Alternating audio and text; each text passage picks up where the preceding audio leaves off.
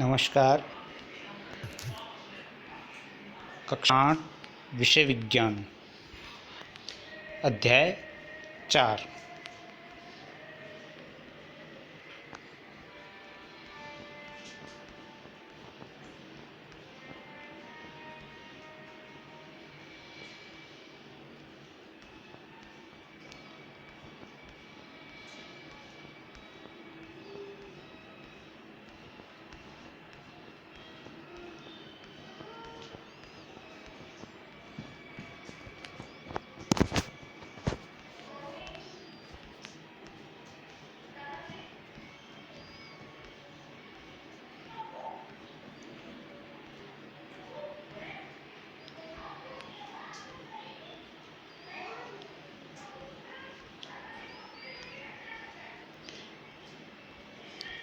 पिछले अध्याय में हमने अध्याय 4 भाग 1 का अध्ययन किया था।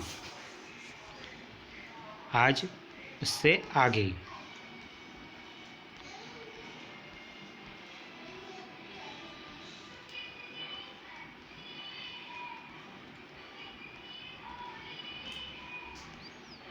अध्याय 4 धातु और अधातु।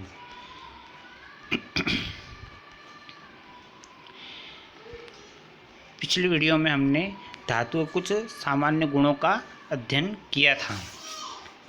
धातु और अधातु के रासायनिक गुण, ऑक्सीजन से अभिक्रिया।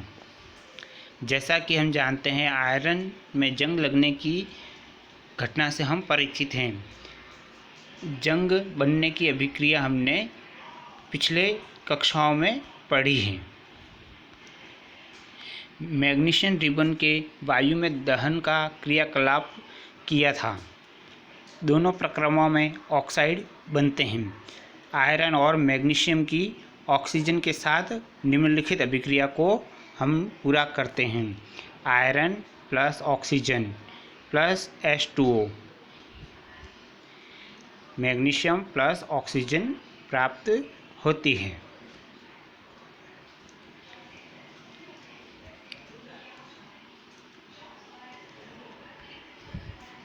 आयरन, ऑक्सीजन और जल की अभिक्रिया के परिणाम स्वरूप बने जंग की प्रकृति की हम जांच कर रहे हैं। लगभग 1 चम्मच जंग को इकट्ठा करते हैं और उसे बहुत थोड़े जल में घोलते हैं। हम पाते हैं कि वह जल में निलंबन के रूप में रहता है। लटकोन को अच्छी तरह मिलाते हैं। विलयन का परीक्षण क्रमशः लाल और नीले लिटमस पत्रों से करते हैं। देखते हैं कि यह विलयन अम्लीय है या क्षारीय। क्या कॉपर में भी जंग लगता है? जमा हुआ पदार्थ क्या है? जब कॉपर के बर्तन को लंबे समय तक नम वायु में खुला रखा जाता है तो उस पर एक हल्की हरी परत जम जाती है। यह हरा पदार्थ कॉपर ऑक्साइड यानी कि CuOH2 और कॉपर कार्बोनेट CuSCO3 का मिश्रण होता है।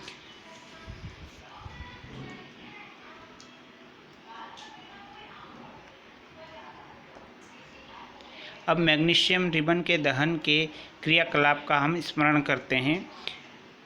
मैग्नीशियम रिबन का दहन करने पर प्राप्त राख को जल में घोलकर उसकी अम्लीय अथवा क्षारीय प्रकृति जानने हेतु विलयन का परीक्षण करते हैं।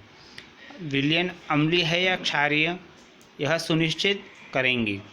लाल लिटमस नीला हो जाता है, इसलिए मैग्नीशियम के ऑक्साइड की प्रकृति क्षारीय होती है। सामान्यतः धात्विक ऑक्साइड प्रकृति क्षारीय प्रकृति के होते हैं।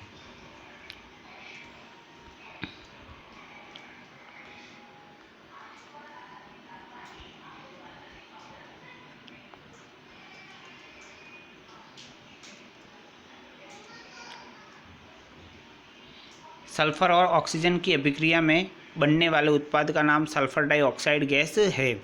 जब इस सल्फर डाइऑक्साइड को जल में विलय करते हैं तो सल्फ्यूरस अम्ल प्राप्त होता है। अभिक्रिया निम्न प्रकार दी जा सकती है।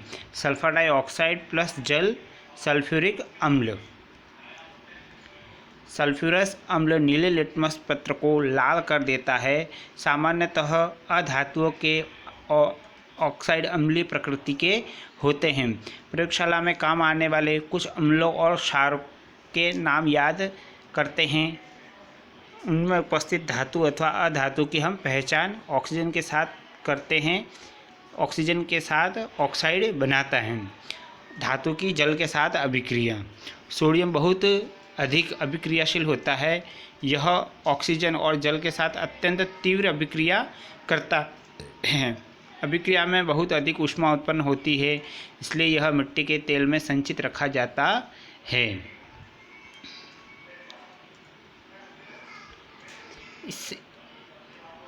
इसे समझने के लिए हम एक क्रियाकलाप करते हैं। एक 250 ml कांच का बीकर अथवा कांच का गिलास लेते हैं। उससे आधा जल से भरकर सावधानीपूर्वक एक छोटा सोडियम का टुकड़ा काटते हैं। फिल्टर पत्र का उपयोग कर इसे सुखा लेते हैं। फिर रुई के छोटे टुकड़े में लपेट लेते हैं। रुई में लिपटे सोडियम के टुकड़े को बीकर में डाल देते हैं। फिर हम उसका प्रेक्षण करते हैं। प्रेक्षण लेते समय हमें बीकर से दूर रहना चाहिए। हम देखते हैं कि विलयन का लाल और नीले लिटमस पत्रों से परीक्षण करने पर हम पाते हैं कि विलयन अम्लीय है या क्षारीय। हमने देखा कि सोडियम जल के साथ तीव्र अभिक्रिया करता है। कुछ अन्य धातु ऐसा नहीं करते। उदाहरण के लिए आयरन जल से धीमी अभिक्रिया करता है। सामान्यतः अधातु जल से अभिक्रिया नहीं करते, यद्यपि वे बहुत अधिक सक्रिय हो सकते हैं। इस प्रकार के अधातुओं को जल में रखा जाता है। उदाहरण के लिए फॉस्फोरस एक बहुत सक्रिय अधातु है। वायुमंडल में खुला रखने पर यह आग पकड़ लेता है। फॉस्फोरस से वायुमंडलीय ऑक्सीजन का संपर्क न हो, इसलिए उसे जल में रखा जाता है। अम्लों से अभिक्रिया। अब हम देखते हैं कि धातु अम्ल से किस प्रकार अभिक्रिया करता है।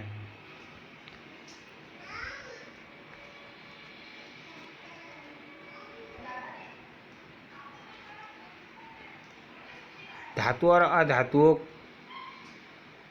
के विभिन्न नमूनों को हम पृथक परख नली में लेते हैं। A, B, C, D, E अथवा F हम चिन्हित करते हैं। ड्रॉपर की सहायता से प्रत्येक परख नली में एक एक करके 5 ml तनु हाइड्रोक्लोरिक अम्ल डालते हैं। अभिक्रिया का सावधानीपूर्वक परीक्षण करते हैं। यदि ठंडे विलयन में कोई अभिक्रिया नहीं होती तो परख नली को हल्का गर्म करते हैं। प्रत्येक परख नली के मुंह के पास एक जलती हुई माचिस की तीली ले जाते हैं। यदि क्रियाकलाप तनु हाइड्रोक्लोरिक अम्ल के साथ तनु सल्फ्यूरिक अम्ल लेकर दोहराते हैं, अम्लों से भिन्न प्रकार की अभिक्रिया करते हैं। परख नलियों के मुंह के पास जलती हुई माचिस की तीली लाने पर कुछ में पॉप ध्वनि क्यों उत्पन्न हुई? हमने पाया कि अधातु सामान्यतः अम्लों से अभिक्रिया नहीं करते, परंतु धातु अम्लों से अभिक्रिया करते हैं और हाइड्रोजन गैस उत्पन्न करते हैं जो पॉप ध्वनि के साथ जलती है। हमने देखा कि कॉपर तनु हाइड्रोक्लोरिक अम्ल से गर्म करने पर भी अभिक्रिया नहीं करता, परंतु यह सल्फ्यूरिक अम्लों से अभिक्रिया कर लेता है। क्षारकों से अभिक्रिया। इसके लिए हम एक गतिविधि करते हैं। एक परख नली में सोडियम हाइड्रोक्साइड का ताज़ा विलयन उसकी 3-4 टिकियाँ 5 ml जल में घोलते हैं। इसमें एक एल्यूमिनियम की पन्नी का टुकड़ा डालते हैं। एक जलती हुई माचिस की तीली परख नली के मुंह के निकट लाते हैं और ध्यान से प्रेक्षण लेते हैं।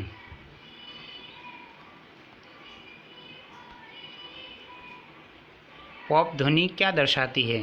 पहले की तरह पॉप ध्वनि हाइड्रोजन गैस की उपस्थिति दर्शाती है। धातु सोडियम हाइड्रोक्साइड से अभिक्रिया कर हाइड्रोजन गैस उत्पन्न करते हैं। अधातुओं की क्षारों से अभिक्रियाएं जटिल हैं। विस्थापन अभिक्रिया। कॉपर सल्फेट और आयरन के मध्य अभिक्रिया वाले क्रियाकलाप को हम याद करते हैं, जो कि हमने कक्षा 7 में अध्ययन किया था। इसी प्रकार की कुछ और अभिक्रिया करते हैं। 100 मिलीलीटर के 5 बीकर लेते हैं और उन्हें A, B, C, D और E चिन्हित कर देते हैं।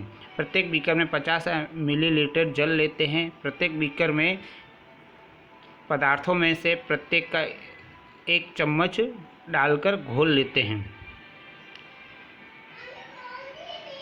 बीकरों को बिना छेड़े कुछ समय तक रखने देते हैं, फिर हम प्रेक्षणों को नोट करते हैं।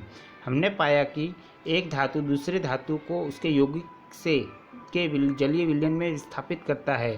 बीकर ए में जिंक कॉपर सल्फेट विलयन से कॉपर को विस्थापित करता है, इसलिए कॉपर सल्फेट का नीला रंग अदृश्य हो जाता है और बीकर के पेंदे पर कॉपर का लाल चूर्ण जमा हो जाता है। अभिक्रिया को निम्न प्रकार से हम प्रदर्शित कर सकते हैं।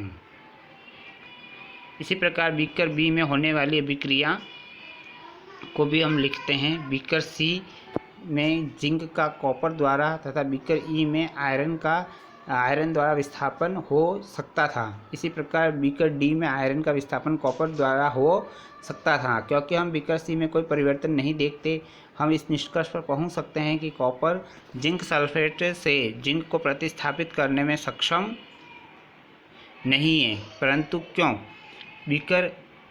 जब बीकर ए में जिंक कॉपर को प्रतिस्थापित करता है तो बीकर सी में कॉपर जिंक को प्रतिस्थापित क्यों नहीं कर सकता? विज्ञान मनमाना नहीं होता, यह तथ्यों पर आधारित निश्चित नियमों का पालन करता है और यह नियम है कि जिंक कॉपर और आयरन से अधिक अभिक्रियाशील है। एक अधिक अभिक्रियाशील धातु कम अभिक्रियाशील धातु को विस्थापित कर सकता है, परंतु कम अभिक्रियाशील धातु अधिक अभिक्रियाशील धातु को प्रतिस्थापित नहीं कर सकता। अब हम समझ गए कि बीकर डी और ई में विस्थापन अभिक्रियाएं क्यों संपन्न नहीं हुई। जिंक आयरन और कॉपर के मध्य अधिक अभिक्रियाशील से कम अभिक्रियाशील धातु का क्रम का हम अनुमान लगा सकते हैं। धन्यवाद। शेष अध्ययन हम अगले वीडियो में करेंगे।